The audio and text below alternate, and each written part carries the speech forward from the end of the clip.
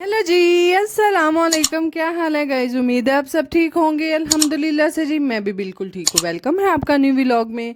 तो जी आज मैं बना रही हूँ शाम में चने, सफ़ेद चने। तो इसीलिए जी उसके अंदर जितनी भी चीज़ें डालनी थी वो मैंने सारी की सारी डालने के बाद जो है इसको लगा देंगे प्रेशर, और बाहर जी आंच के ऊपर इसको चढ़ा देंगे ताकि ये अच्छे से गल जाए, और फिर बाद में जी हम हंडिया तैयार कर लेंगे। तो है दोपहर में जी आज काफ़ी सारे काम थे जो कि हमने किए थे, साथ साथ कपड़े धोए थे, दस्तरखान धोए थे, जो कि मैं कैप्चर नहीं कर पाई। जाहिर है हर वक्त जो है ये भी एक, मैं कहती हूँ, टॉर्चर होता है आपके लिए कि आप साथ साथ काम करें और साथ साथ वीडियो बनाएं। खैर कभी कभार बंदा नहीं मैनेज कर पाता, बहरहाल जी हो ही जाता है।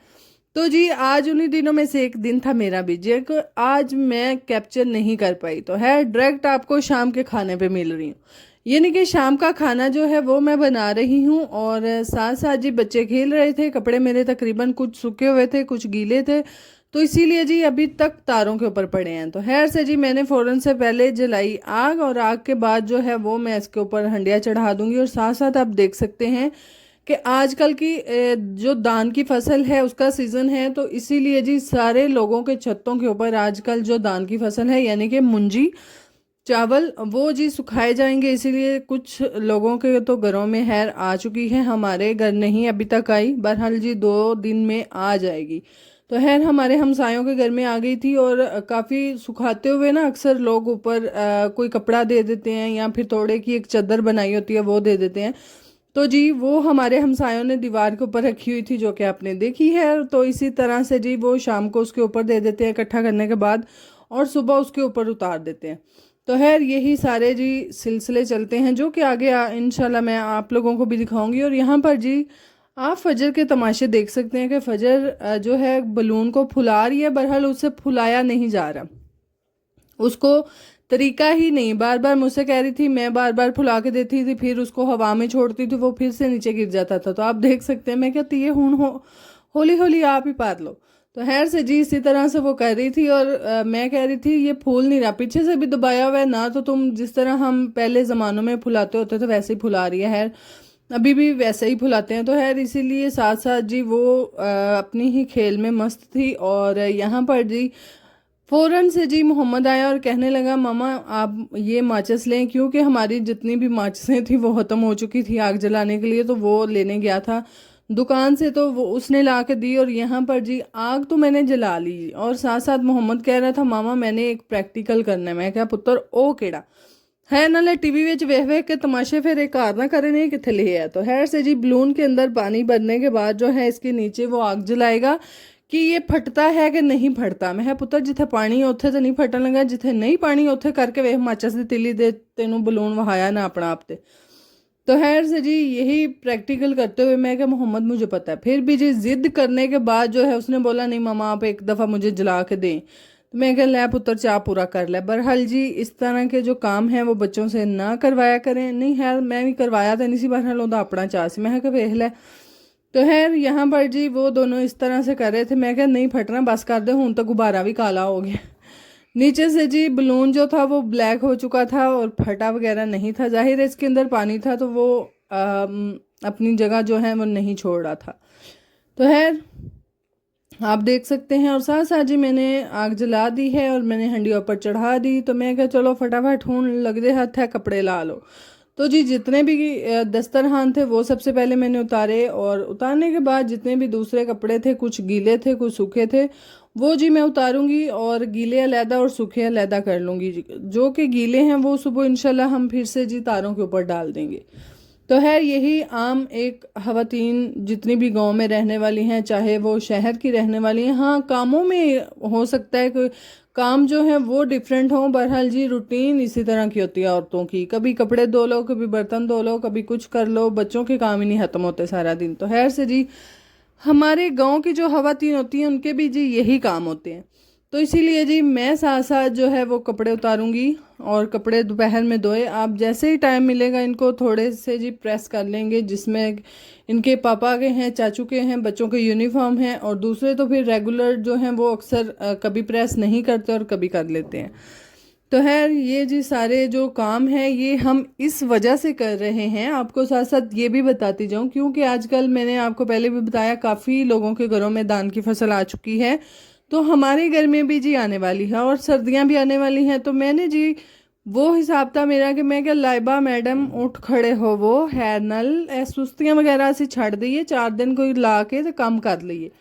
यानी कि जितने भी मेरे काम थे वो पेंडिंग पे थे, पर्दे धोने वाले थे, कपड़े धोने वाले थे और छोटे मोटे और भी छोटे मोटे काम थे जो कि मेरे करने वाले हैं, जो कि सर्दियों के आने से पहले पहले मैंने करने हैं। मेरे तकरीबन 4 पाइयाँ धोने वाली हैं। ये जो छोटे मोटे काम हैं ये आपको मैं इंशाल्लाह वो आगे चल कर दिखाऊंगी।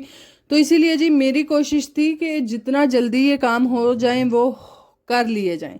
तो है ये तो धान की फसल आने से पहले पहले करने चाहिए। बहरहाल वो एक हिसाब है ना कि उसके अंदर धूल मिट्टी काफ़ी ज़्यादा होता है।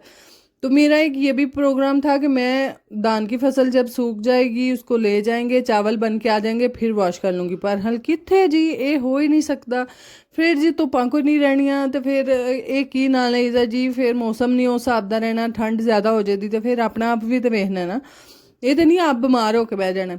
तो खैर इसीलिए जी ये सारे काम जो हैं ये मुझे अभी ही करने हैं। तो खैर फिर जी वो साहब है उठ बांध कमर क्या डरता है। तो जी हमने भी कमर बांध ली तो मैं क्या लग दे हाथ हूँ इंशाल्लाह सुबह तो शुरू करा दे। तो खैर मैं और लाइबा ही मिलके दोनों काम करेंगी। और यहाँ पर जी ये है कुछ अदद मट्टी जो कि मैं कल वाले व्लॉग में आपने देखा होगा डेरे से लेके आई थी। और यहाँ पर जी उस गमले के अंदर 2 अदद जो हैं पौधे हैं, एक तो जिसे हम नीम कहते हैं उसका पौधा है और दूसरा ये डेकोरेशन के लिए जो इस्तेमाल किए जाते हैं। और जी साथ साथ वो गमला काफ़ी छोटा था इसलिए मैंने कहा क्यों ना कि इसको लैदा कर दिया जाए और ये अच्छे से ग्रो कर पाए। है नीम का जो पौधा था वो तो हिसाब ला लो ना ਤੁਸੀਂ ਇੰਜ ਸੀ ਜਿਵੇਂ ਸੁੱਕੇ ਤੀਲੇ 'ਚ ਜਾਨ है। तो वो हिसाब से जी ਅੱਗੇ ਚੱਲ ਕੇ ਵੇਖ ਲਓ ਤੁਸੀਂ ਜਿਵੇਂ ਉਹ है वे बिल्कुल ऐसे बारीक सी टानी थी उसके ऊपर जी ये पौधा एक खड़ा था। मैं गल्ला लगदे तेनू भी अल्लाह दी सपुरद, अल्लाह ताला वड्डा तेनू भी करेगा।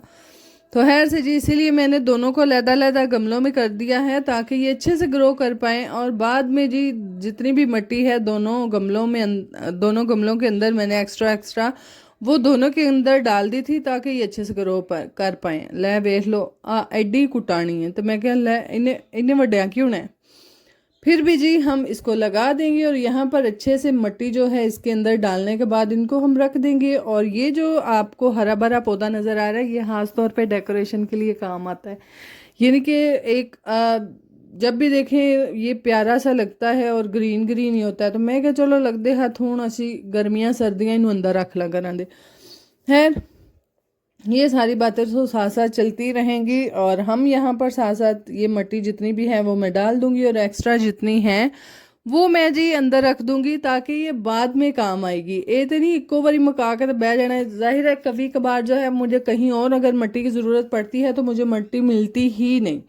तो फिर ਉਹ ਹਿਸਾਬ है मेरा, मैं फिर तरले कर मंगवानी होंगी है, फिर ना कोई लिया के दे तो फिर आप ही लियानी होंगी है।